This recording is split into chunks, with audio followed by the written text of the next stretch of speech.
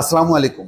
বাংলাদেশের রাজনীতিতে এখন সবচেয়ে গুরুত্বপূর্ণ বিষয় হচ্ছে আগামী শুক্রবার সকালে লন্ডনে ডক্টর মোহাম্মদ ইউনূসের সঙ্গে বিএনপির ভারপ্রাপ্ত চেয়ারম্যান তারেক রহমানের বৈঠকের প্রসঙ্গ। এই প্রসঙ্গ নিয়ে রীতিমতো রাজনীতিতে তোলপাড়। স্বয়ং বিএনপির মহাসচিব মির্জা ফখরুল ইসলাম আলমগীর বলছেন, সাম্প্রতিক রাজনৈতিক প্রেক্ষাপটে ডক্টর ইউনূস তারেক রহমানের সাক্ষাৎ টার্নিং পয়েন্ট হতে পারে। অবশ্যই টার্নিং পয়েন্ট হওয়া উচিত এবং আমার ধারণা যে এখন যে অনিশ্চয়তা এবং টানাপোড়েন সেটা দুই নেতা ঠিক করতে পারেন। এক হচ্ছে ডক্টর মোহাম্মদ ইউনূস, আরেকজন হচ্ছেন তারেক রহমান।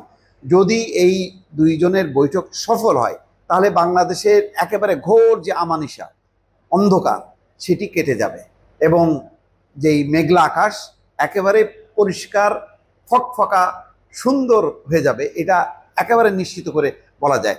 কেন বলছি এই কথা? বলছি এই কারণে যে নির্বাচন নিয়ে কিন্তু একটা গুরুতর আপত্তি হচ্ছে এই কারণে যে বিএনপি সহ অধিকাংশ রাজনৈতিক দলগুলো বলেছিল যে ডিসেম্বরের মধ্যেই নির্বাচন, কিন্তু দেখা গেল হুট করে ডক্টর মোহাম্মদ ইউনূস এপ্রিল মাসে নির্বাচনের তারিখ ঘোষণা করে বসলেন। এমন একটা তারিখ যার ঠিক আগে ভাগে রমজান মাস, এমন একটা তারিখ যেই মাসটায় একটা দুর্যোগ প্রবণ আবহাওয়া, এমন একটা তারিখ যে সময় বন্যা হতে পারে, যে সময় এসএসসি পরীক্ষা হতে পারে, নানা রকম সময় মিলে আসলে কোনোভাবেই এপ্রিল মাস একেবারে গ্রহণযোগ্য না।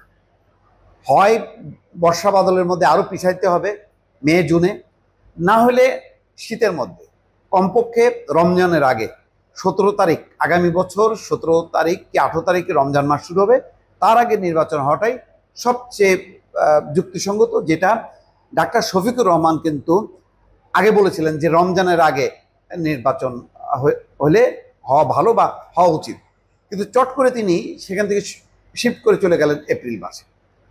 এটা খুবই তাজ্জব ব্যাপার। কি কারণে? কি জুলাই ঘোষণাপত্র, সংস্কার, বিচার, অথচ সবগুলি কিন্তু চলমান। এটা এমন না যে জুলাই ঘোষণাপত্র ঘোষণা করা হলো আর সাথে সাথে সেটা বাস্তবায়ন হলো। বাস্তবায়ন করবে কে? বাস্তবায়ন করবে নির্বাচিত সরকার। আরও অনেকগুলো গুরুত্বপূর্ণ বিষয় আছে যেগুলি সবাই বোঝে।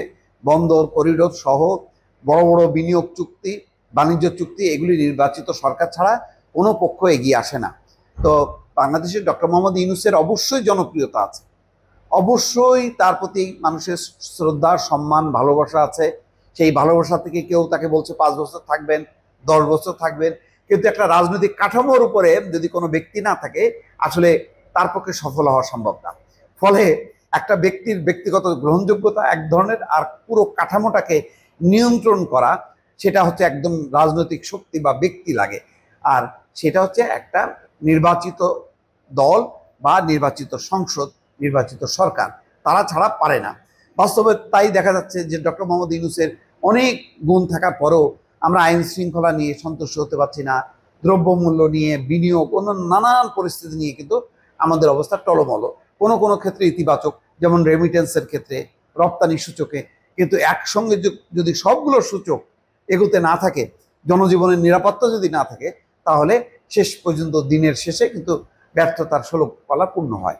এই প্রেক্ষাপটে আমি মনে করি যে আগামী শুক্রবার সকালে লন্ডনের একটি অভিজাত হোটেলে দুই নেতার মধ্যে যদি বৈঠক হয় এবং সেটা যদি ফলপ্রসূ হয়, মন খুলে যদি ডক্টর মোহাম্মদ ইউনূস যদি কথা বলেন তাহলে ভালো হবে। এটা যেন মাহমুদুর রহমান মান্নার সেই কথার মতো না হয় যে তিনি কোনো প্রশ্নের জবাব দেন না, হেসে আমাদেরকে বিদায় করে দেন।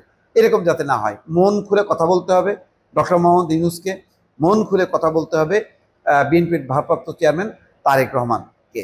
তাহলেই কিন্তু একটা সমাধানের সূত্র বেরোবে এবং তার দিকে কিন্তু আশা রেখেই মির্জা ফখরুল বলছেন যে সাম্প্রতিককালে রাজনৈতিক যে প্রেক্ষাপট, যে অবস্থান, সেক্ষেত্রে এটা একটা বড় ইভেন্ট, এটা একটা টার্নিং পয়েন্ট হতে পারে। যদি সব কিছু সঠিকভাবে চলে তাহলে নিঃসন্দেহে এটা টার্নিং পয়েন্ট হতে পারে। তিনি বলেন, প্রধান উপদেষ্টা আমাদের ভারপ্রাপ্ত চেয়ারম্যানকে আমন্ত্রণ জানিয়েছেন, তিনি যে হোটেলে উঠেছেন সেখানেই বৈঠক হবে।